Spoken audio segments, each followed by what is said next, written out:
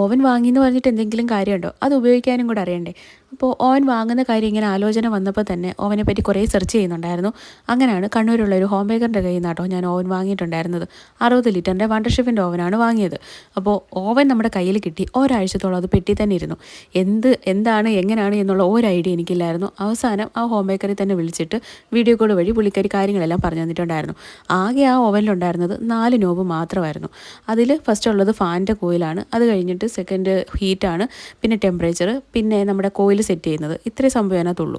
അപ്പോൾ അത് 4 കറക്റ്റാണ് എങ്കിൽ നമുക്ക് നമ്മുടെ കേക്കൊക്കെ നല്ല പെർഫെക്റ്റ് ആയിട്ട് തന്നെ കിട്ടും. അപ്പോൾ പുള്ളിക്കാരി കാര്യങ്ങളെല്ലാം പറഞ്ഞു തന്നു. ഫസ്റ്റ് ഞാൻ വെച്ച കേക്ക് തന്നെ നല്ല അടിപൊളിയായിട്ട് എനിക്ക് കിട്ടിയിട്ടുണ്ടായിരുന്നു. ഒന്നിൽ കൂടുതൽ കേക്ക് വരികയാണ് എങ്കിൽ ഞാൻ പിന്നെ ഓവൻ തന്നെ കേട്ടോ യൂസ് ചെയ്യുന്നത്. അങ്ങനെയാണ് ഞാൻ ഓവൻ വാങ്ങിയത്. ഈ ഒരു കേക്കിന് എനിക്ക് ഓർഡർ തന്നത് ശരണ്യായിരുന്നു കേട്ടോ. ഇത് 1 kg വാഞ്ചോ കേക്കായിരുന്നു.